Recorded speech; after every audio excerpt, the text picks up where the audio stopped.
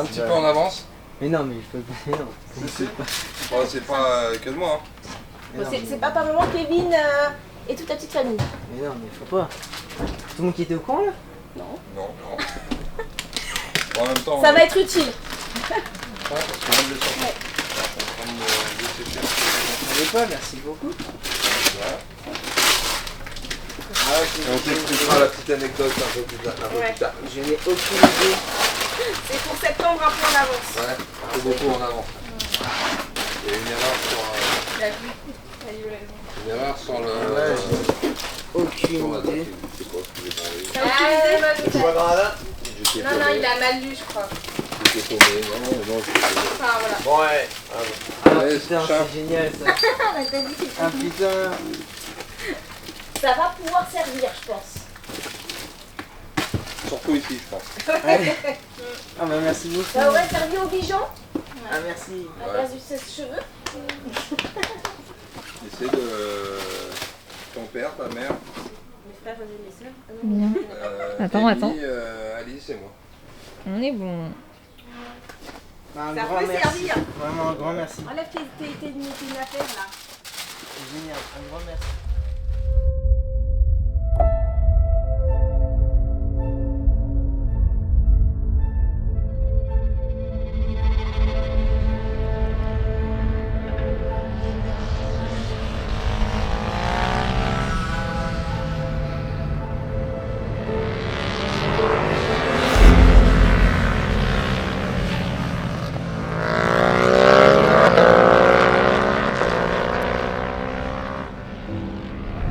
Je suis hyper dur à l'avant, elle fait que comme ça. Là. Moi, je retiens un chouïa. Si tu me dis que ça saute. Valentin, en combien en pression l'arrêt? Là, je suis parti à 1,7. En 7, on descend en 6. Ouais, c'était juste la première, j'ai pas de rythme. Donc, On il y a descend aucune à 6. préconisation. Et tu vois. Et si ça continue, ouais, tu enlèves un peu de. C'est la même au freinage, tu vois. Mais propulsé. Alors que l'avant, il plonge pas, enfin, il est bien l'avant, tu vois.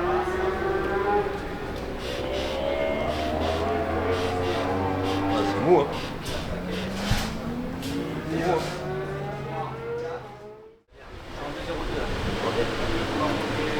Pas mal. J'ai fait 2-3 tours en 2-0-2. Je regarde, parce que j'ai fait un. Voilà. La lumière, c'est 2-0-2. Les gros bras. Non, c'est pas ça, c'est que le contre-écrou, en fait, il se dévisse avec le bon écrou, quoi. Là, je découvre le circuit, quoi. Hein? Je découvre, quoi. Ouais, bien sûr. Moi, ce que j'ai noté, c'est que. Alors, c'est comme tu le découvres, il y a un peu de ça, mais essaye de soit être à fond, soit. Parce que parfois, tu as des gros filets, mais c'est pas à fond, en fait. Et on voit quand tu prends de l'élan, tu accélères, mais c'est pas poignet collé. Donc, essaye de soit garder bien collé, soit couper. Comme ça, tu mets un vrai mouvement à ta moto, c'est soit je la charge vraiment sur accélération, soit je la charge sur un frein moteur ou sur un frein. Et du coup, ta moto elle va mieux réagir aussi. Quoi. Tu vois, parce que là, sinon, c'est un peu entre deux et ça marche moins bien. Quoi. Donc ça, c'était surtout, et après, on découvre un peu et on voit que tu cherches un peu encore où tu dois aller. Donc c'est un peu logique. Pour info, la première cassure, Regarde, après, là, ouais, c'est à fond. là, c'est à fond jusqu'au vibreur extérieur là-bas. Quoi. Ouais. Tu vois, donc tu peux déjà te dire, si j'arrive à garder à fond en me rapprochant du vibreur intérieur, tu as encore de la marche. Quoi. Alors là, du coup, Navarra, donc ça fait encore beaucoup de routes que j'ai encore fait toute seule. Donc je suis encore arrivée toute seule, donc 10 heures hein, avec les pauses. Ça fait déjà énormément de fatigue, j'arrive fatiguée, mais par contre je suis vraiment arrivée là, le seul objectif du week-end, c'est vraiment juste de prendre vraiment du plaisir. Je réduis un petit peu la pression, mais il faut vraiment que je retrouve du plaisir à rouler parce que là je l'ai perdu un petit peu en me mettant énormément de pression. Et du coup, ça me fatigue mentalement, physiquement, et en plus de ça, les performances, elles n'y sont pas. Donc moi, je sais que dès que je prends du plaisir, je me libère un petit peu, donc ça fait évoluer mon pilotage aussi. Donc là, vraiment, c'est objectif plaisir. Et ça part bien, parce que là, la première journée, c'est super bien déroulé. Le matin, découverte du circuit. Là, j'ai jamais roulé dessus, donc découverte. Et puis c'est un petit peu comme le Castellet où il y a un virage, il faut le prendre gaz à fond. Donc pour la tête, c'est très dur. En tout cas pour moi, c'est pas facile. Mais il y a beaucoup de choses où j'ai pu travailler. Le matin, c'était vraiment la découverte. J'ai dit ok, donc faut faire ça. Ronnie de Schwartz, il m'a dit là, faut faire ça, tac, tac, tac. Là, t'es pas au bon rapport. Il m'a donné tous les bons conseils. Et l'après-midi, on a réussi à mettre en place. Et j'ai vu les chronos descendre un petit peu. Et du coup, ça fait du bien au moral aussi. Ça fait plaisir. On n'avait pas le rétrogradé, il me mettait un neutre. Enfin, je le passais pas assez, tu vois. Alors, aussi, il y a un truc que tu dois absolument modifier et rapidement, c'est que tu changes de rapport beaucoup trop tôt. C'est-à-dire monter ou descendre? En montée. T'as vu le bruit que ça fait quand est-ce que t'étais au rupteur?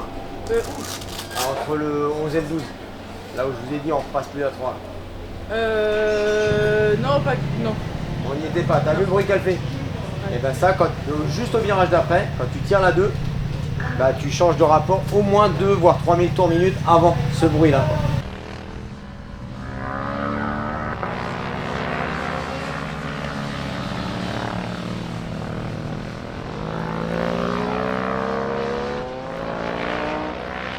Oui, mais après, c'est le droit. C'est le droit serré là. Ouais, mais je m'en fous. Moi, tire-moi la 2 à bloc et mets la 3 après. Parce que entre ta 2 qui va être là ou une 3 qui va être un peu basse, je préfère que tu tires la 2 quand même, même si c'est un twin. On s'en tape. Hein.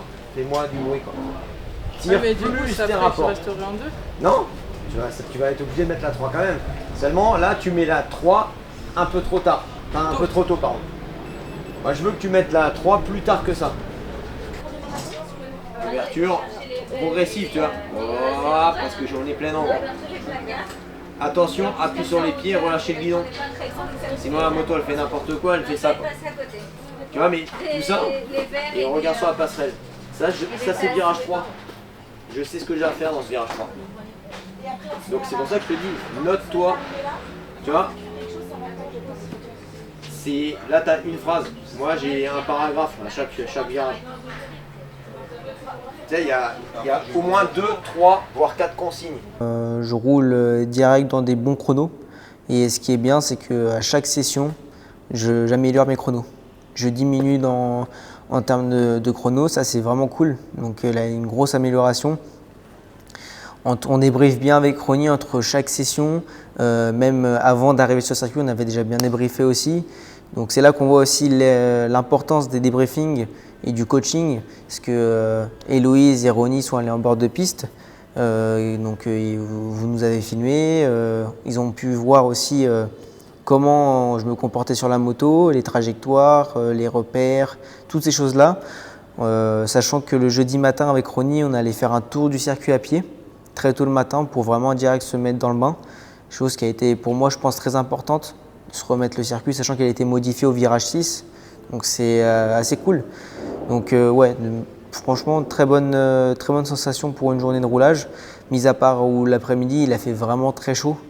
Donc j'ai eu un petit mal de crâne, donc ça a commencé un peu avec le casque et la chaleur, ça s'est un peu amplifié, donc bon, ça a été un peu difficile quand même. Les 5 sessions de la journée, je l'en ai eu 6, les 5 améliorations constantes et ça descendait pas mal. Donc le team et moi, on était assez contents. Et par contre, la dernière session, j'étais parti chaud pourtant et jusque-là, mon corps était bien. Et là, je ne sais pas ce qui m'est arrivé dans la dernière session. Plus de jus, crampes, j'ai jamais eu des crampes comme ça de ma vie. Pour vous dire, j'étais obligé de m'arrêter et de me poser la moto contre le mur tellement que je n'avais pas la force de rentrer au village. Donc, mais à part ça, pour moi, très bonne journée quand même.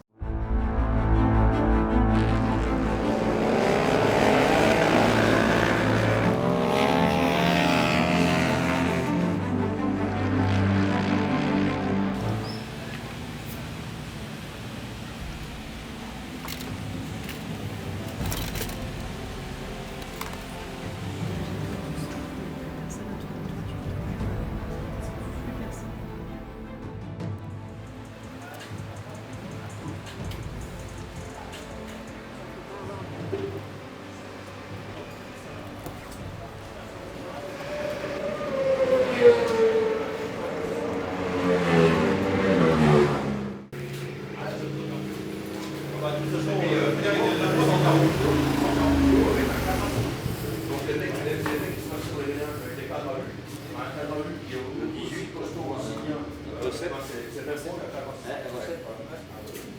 Voilà. Et t'as pas de bigoton?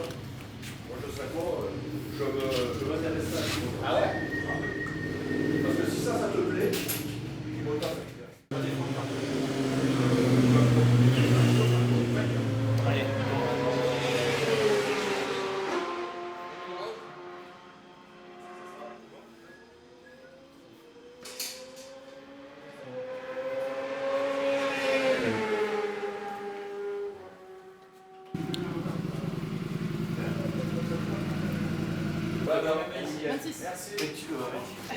C'est mieux. Voilà. Merci pour la bonne. C'est comme tu veux, il n'y a personne.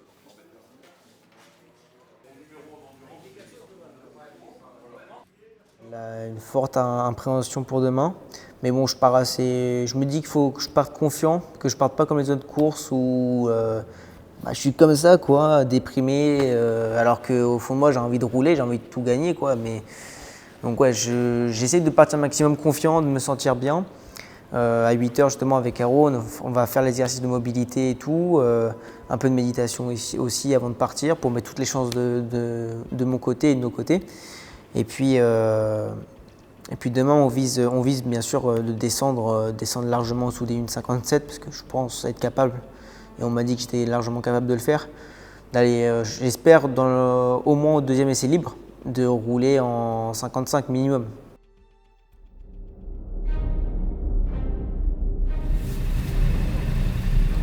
Alors la qualif, c'est le premier temps fort du week-end, donc forcément, il y a de la pression. Il y a de l'engagement, on essaie d'être concentré. Et moi, je lis un peu dans le regard de Raph, plutôt de Raph que de Morgane. Morgane, je la sens quand même plutôt sereine.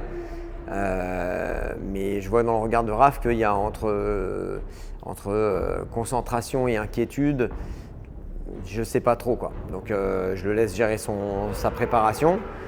Et quand il part, je vois quand même quelqu'un de très motivé. Donc je me dis que ça va le faire.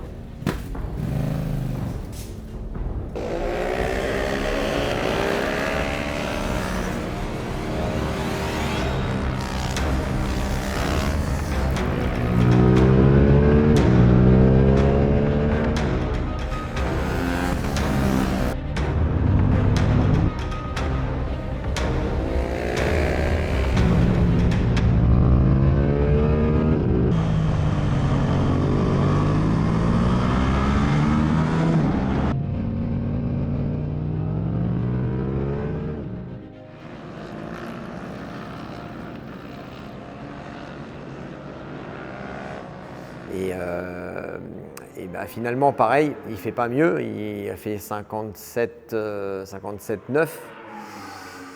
Et donc, il est un peu énervé parce qu'il avait réussi à faire beaucoup mieux le matin. Il avait fait 1 seconde presque et demie plus vite. Et donc, c'est un peu frustrant puisque là, ça le place à la 24e place pour la course de demain. Morgane, elle a plutôt mieux géré puisque même si elle fait le dernier temps de la course, elle a quand même amélioré d'1 seconde pleine, 1 seconde 1 même, son chrono. Donc, elle finit en 2 minutes 01.8.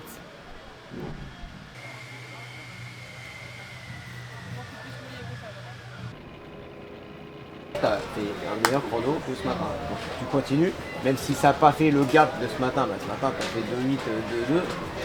C'était beau. Si tu faisais 2,2, 1,54, franchement, non, là, mais on le 2,8, c'était juste parce que je faisais de la merde. Mais oui, non, mais là, voilà. Mais tu étais en 2,5, mais regarde, 2,5, 2,2, 3 secondes, c'est pas non plus facile, quoi, tu vois. Là, tu as gagné quasiment 1 seconde, tu vois. On est passé en 2,01, il faut quand même garder ce qui est positif dans la tête. Attends, c'est bon, j'ai réussi à gagner encore du temps. Il y en a plein qui n'ont pas amélioré. Là, je m'amusais demain, pour ton dernier, ça va être sympa. Ah bah c'est pas grave. Le truc c'est que au moins tu ne peux pas te faire pousser dans le dos. La journée du samedi, il y a eu beaucoup de hauts mais beaucoup de bas aussi. Alors la journée de samedi, du coup, on commence comme d'habitude avec 2 essais libres et les qualifications l'après-midi. J'ai commencé la journée pas très bien parce que j'ai eu beaucoup de mal à me remettre sur le circuit et à avoir un bon feeling avec la moto. Je la couchais et en fait je sentais pas la moto, j'avais pas la confiance, j'avais vraiment pas de sensation de grip alors qu'elle tenait très très bien. Donc j'ai mis 20 minutes avant de me dire là s'il y a quelque chose, j'arrivais pas à trouver pourquoi. On est sorti, on a discuté avec Ronnie et du coup on a trouvé des bonnes solutions. Et la deuxième séance du matin à 11h20 a été très productive parce que du coup j'ai réussi à mettre en place de nouvelles choses qui a fait modifier en fait mon pilotage. Le deuxième essai libre, grâce à Lou House, qui est un autre pilote, j'arrive à descendre en 56,5, un bon 56. C'était vraiment cool, j'étais vraiment content, tous étaient vraiment contents, une belle progression. Je pensais vraiment que j'allais pouvoir descendre énormément mon chrono à la qualif, ce qui n'a pas été le cas. Et au qualif, ça s'est pas du tout passé comme prévu, j'ai plus de jus, j'étais à bloc et à bloc j'étais mort en fait. J'arrivais pas, voilà. Et donc j'ai descendu en 57,7 je crois le meilleur, en tout cas 157. Donc très déçu bien sûr de ces qualifications. Donc ça me fait partir je crois 22e, un truc comme ça. J'étais fatigué physiquement, très fatigué et en fait au lieu de rouler cool et d'avoir une vitesse de passage forte, je ne sais pas pourquoi, j'ai favorisé les gros freinages et les entrées tard. Et sauf que en fait, du coup ça m'a fait perdre énormément d'énergie. Et en fait j'étais vannée, donc je suis sortie au bout d'un moment mais c'était trop tard. Même ma tête, j'arrivais même plus à savoir le nombre de tours que j'avais fait, le temps qui était passé. Donc j'ai perdu beaucoup trop de temps et je suis sortie, je suis rentrée direct parce qu'il me restait trop peu de temps. Et j'ai pas réussi à faire de chrono derrière parce que j'arrivais pas, j'étais vraiment trop fatiguée avec la chaleur et les forces. Ouais.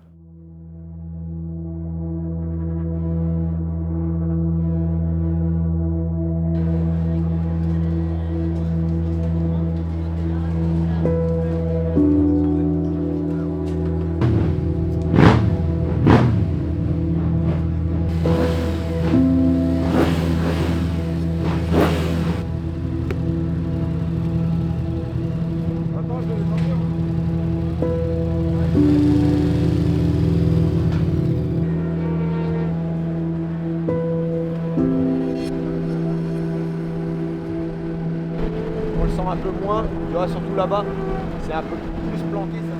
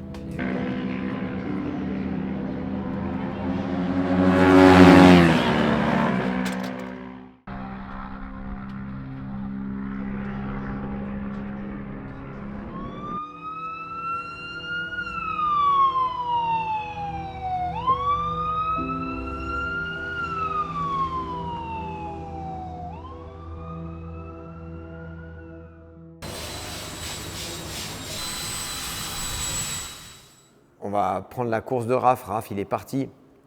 Il a fait un bon départ. Il a fait plutôt un bon départ. Il s'est tout de suite attaché à Lorenzo, qui, ça reste un concurrent, même si c'est un pote, ça reste un concurrent qui est régulier, puisqu'il roule un peu pareil. Donc ça a permis de faire avancer un peu les choses. Ils sont un peu tirés, ils ont fait une vraie course ensemble à se dépasser. Sur certains secteurs, il était meilleur, l'autre était un peu moins bon. Et du coup, il y avait des belles passes d'armes, donc c'était cool. Et en plus, ils se sont tirés, ils ont fait des beaux chronos. Raph, il a réussi à descendre 55,8, donc ça, c'est quand même pas mal. De son côté, Morgane, elle a fait un départ où elle s'est un peu envolée, donc elle a cabré, ça l'a un peu déstabilisé. Du coup, ses concurrents, ils sont un peu partis, mais elle n'a rien lâché, elle s'est vraiment libérée. Elle a poussé tout ce qu'elle pouvait. Et donc elle a fait un très bon chrono, elle les a rattrapés, elle ne s'est pas laissé faire. Il y avait une grosse bagarre à 5. Après, c'est forcément quand tu es en paquet de 5, tu te fais un peu gêner, tu n'arrives pas à faire ce que tu veux exactement. Mais en tout cas, moi je suis assez content de la course qu'elle a pu faire. Raph et Lorenzo continuent à se battre jusqu'à la fin, jusqu'au dernier virage du dernier tour. Et manque de bol, là il y a eu, nous du bord de piste, on voit que les deux tombent, on ne comprend pas trop. Alors là, nous en off, moi je vais aller voir Lorenzo parce que Raph il reste par terre et il se fait emmener par le médical, donc on se dit que ça c'est pas terrible. Lorenzo il remonte sur sa moto, il finit la course. Et après, je vais aller le voir pour savoir ce qui se passe. Bon, il est pas mal énervé. Et en gros, il m'explique qu'il dépasse Raph et que Raph lui fonce dedans en fermant le virage, quoi. Donc, c'est pas trop l'attitude de Raph en général de faire ce genre de choses-là. Donc, je me demande ce qui se passe. Et finalement, on voit les vidéos. Et sur la vidéo, on voit effectivement que Lorenzo il fait un freinage à l'intérieur et Raph rentre dans le virage. Et je pense que l'intention, c'était de bloquer la porte et de l'empêcher de dépasser. Par contre, ce qui se passe, c'est que quand même, il lui fonce dedans et les deux sont par terre, quoi. Donc ça, c'est dommage. Donc Raph ne marquera pas de points. Lorenzo ne perd pas de place dans la manœuvre parce qu'il tombe, il ramasse la moto et repart. Donc à part se faire chiffonner et le mal-être d'être dans une chute, il y a peu de conséquences sur cette action-là. Et Morgane, elle finit sa course et elle améliore encore son chrono. Et elle finit en 2:00.2.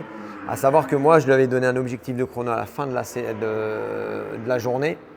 En gros, 1:59. Je sais qu'elle était capable de le faire. La première course, elle a été très compliquée. Elle a très mal commencé parce que je suis partie en wheeling au départ. Mais pas un petit wheeling où juste ça monte, ça descend. C'est que c'est monté, j'ai redescendu, j'ai guidonné et je suis remontée. J'ai eu beaucoup de mal. Donc déjà que je partais dernière, j'ai vu tout le monde partir. Sachant que normalement, les départs, je ne suis pas trop mauvaise. Donc j'arrive à gratter 1 ou 2 lignes des fois. Et là, ça n'a pas été le cas parce que je suis partie bien derrière. Et assez rapidement, quand même, j'ai réussi à remonter sur les derniers. Et je me suis bagarré un peu toute la course avec les 2 derniers. Parce qu'après, il y a eu pas mal de chutes. Mais énormément de mal. Beaucoup de mal. J'ai fini avant-dernière. Mais je me suis battue, mais impossible de rivaliser avec celui de devant. Et celui de derrière, il me prenait beaucoup d'énergie parce qu'il fallait tout le temps que je bloque toutes les entrées et tout le temps que je fasse attention à derrière. Donc j'ai réussi à descendre les chronos, mais pas autant que je voulais. Et donc je suis ressortie contente d'avoir descendu un peu les chronos, mais surtout frustrée parce que j'aurais pu jouer un peu plus si j'avais pas ruiné mon départ.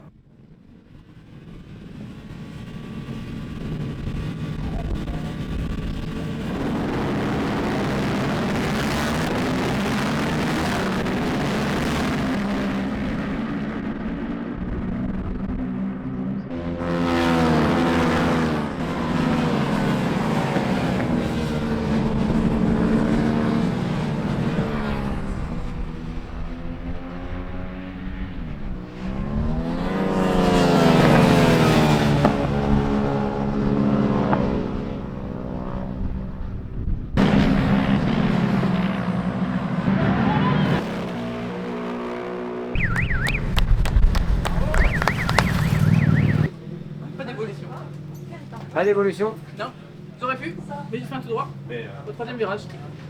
Et donc tu as roulé pareil? Comment tu as fait 59 minutes? Oui, 2 dixièmes près. 4. Ça change rien. Mais le tout droit, sans le tout droit, j'aurais encore plus gratté. Parce que j'aurais pu rester dans le peloton de devant. Je prends les 3 premiers, c'est cool, j'aurais réussi à en dépasser. Je prends l'intérieur au 3e en plus. Bien, je le pousse et tout. Ah putain, et là je pense. Je vois le dernier passer avec sa combi là. Hein? Ouais, c'est ça. La deuxième course a été folklorique aussi. Parce que là, je prends un départ moyen, mais bon, je pars pas en wheeling, je cale pas, il n'y a pas d'erreur comme ça. Mais moyen, donc je gagne pas grand chose. Et j'arrive quand même à gagner 1 ou 2 places juste sur la ligne droite. Après, premier virage, j'en gagne 3-4 encore.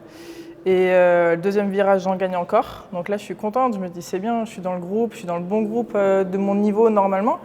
Et je me dis trop bien. Et le virage d'après, où je sais que je suis quand même pas trop mauvaise, ici au passage de vitesse et en fait j'arrive et je vais pour doubler, je fais l'intérieur, sauf que en fait je rétrograde la 3. La 3 s'enquille pas. Donc en fait c'est même pas un neutre qu'elle m'a mis, c'est claqué, donc j'ai été obligée de prendre l'embrayage et de tirer tout droit. Donc là c'est recommence à 0, tu repars encore dernière et là tu cravaches avec les 2 derniers encore une fois. Petite erreur en fait de pilotage qui t'a coûté bien plus de quelques places. Oui, c'est ça, j'ai mal enquillé ma vitesse, un peu trop de précipitation et du coup j'ai même pas pu prendre l'embrayage et me dire c'est pas grave, j'y vais. Là en fait la vitesse a été vraiment entre deux, donc elle allait s'enquiller toute seule à un moment ou à un autre et j'allais pas pouvoir maîtriser la moto à ce moment-là, donc j'ai dû vraiment tirer tout droit, ressortir, là j'ai perdu un temps fou mais j'ai quand même réussi à repasser devant les 2 derniers et me battre avec eux. Et à descendre encore les chronos, donc ça y est, je suis enfin passé en dessous des 2 minutes. Bon, pas d'énormément, mais je suis passé en dessous, donc c'était l'objectif. Le coach il avait dit en dessous des 2, il faut que tu fasses un 59. Donc je l'ai fait, donc c'est déjà bien. Voilà, Morgane Tonkin, donc première représentante féminine sur cette manche numéro 2 de la Yamaha RC Cup. Et la première course du week-end, du coup, j'ai pas été sur le podium parce qu'il y avait Ornella Ongaro qui fait le championnat du monde actuellement féminin. Donc bien sûr, là le niveau par contre c'est pas du tout le mien. Donc elle a largement eu le mérite de prendre sa place. Et la deuxième course, en fait, il me semble qu'elle est tombée au premier ou deuxième tour. Donc du coup, je me suis retrouvée la seule. Donc du coup, voilà, je suis montée sur le podium. Alors l'Ednon, je l'ai fait une fois avec ma vieille SV quand je débutais le circuit, donc ça fait quelques années. Et on va dire que je le sens ni bien ni mal. J'attends juste de voir les essais ce que ça va donner parce que j'ai aucune référence là-bas. J'habite à côté, mais je le fais jamais. Et donc on verra bien. Moi j'aime bien tout ce qui monte et qui descend, donc je pense que ça va me plaire. Il m'avait déjà plu la première fois que je l'avais fait. Mais là j'attends juste de faire évoluer surtout mon pilotage encore une fois. Parce que je pense que là c'est un peu la bonne phase où j'arrive à m'entraîner et tout, donc je profite de garder un peu le tremplin que j'ai et cette évolution que j'ai réussi à avoir ce week-end. Donc je vais essayer de faire encore passer un grade à l'Ednon. Et après, sinon niveau classement, là par contre c'est hors de question que je me retrouve encore sur la dernière ligne, là c'est hors de question. Alors les prochaines manches, je ne sais pas encore trop comment je les sens en fait. En vrai, c'est juste que il faut qu'on arrive à jouer sur les leviers qui permettent de venir sur un week-end de course avec l'envie, mais pas que l'envie de performer en fait. C'est l'envie de se faire plaisir, l'envie d'aller vite, l'envie de, je sais pas, avec de l'envie quoi. Un truc où tu te fais plaisir et avec de l'euphorie, parce que là, parfois, j'ai l'impression qu'ils vont à l'échafaud, quoi. J'ai l'impression qu'il y a une espèce de lourdeur due à la performance, enfin, je ne sais pas ce qui se passe. Donc, est-ce que c'est parce qu'ils sont très aidés par une équipe et ils se disent « ouais, mais si on m'aide, si je ne performe pas, je me fais virer », j'en sais rien. En tout cas, il y a toute une ambiance qui fait que on a tout pour réussir, mais personne n'est jamais content, j'ai l'impression, dans cette équipe. Et c'est quand même assez frustrant parce que, franchement, gagner des secondes, c'est pas si simple. Et moi, je le sais en tant qu'ancien pilote ou pilote, et surtout en tant qu'instructeur. Mais ce qui est navrant, c'est de jamais être satisfait de quelque chose de bien. Qu'on soit déçu de se dire ouais, ça je l'ai bien fait et ça faut que je progresse, ça je l'entendrai mieux que ouais c'est de la merde, j'y arrive pas, c'est quand même assez dur. Donc sur la prochaine manche qui va se passer à l'Ednon, moi je ne pourrai pas être là puisque les calendriers se chevauchent avec le Superbike et je mets une priorité quand même sur le Superbike. Mais en tout cas, il y aura un instructeur aussi, un de mes collègues qui sera là. Est-ce que ça va impacter, est-ce que ça va les impacter? Je ne sais pas, puisque alors là, il y a quelque chose qui s'est créé, donc ça me frustre un peu de ne pas être là, forcément. Mais justement, ça va peut-être leur enlever une pression, si ça se trouve. Donc j'espère que ça va se passer comme ça pour eux, qu'ils vont se libérer, voir qu'ils sont capables de faire aussi, même si je ne suis pas là. Ça serait vraiment bien.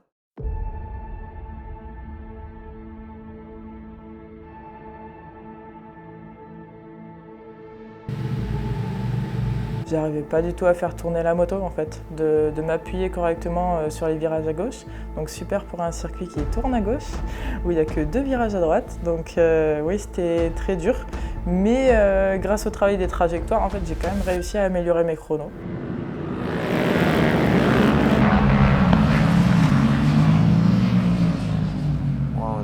J'ai coupé un peu le cerveau, j'ai dit bah vas-y on passe quand même à fond, on verra si ça tient ou ça passe, pas si ça casse, mais ça a tenu par chance. Espérons ça pour les courses. Non c'est bon, ils y sont.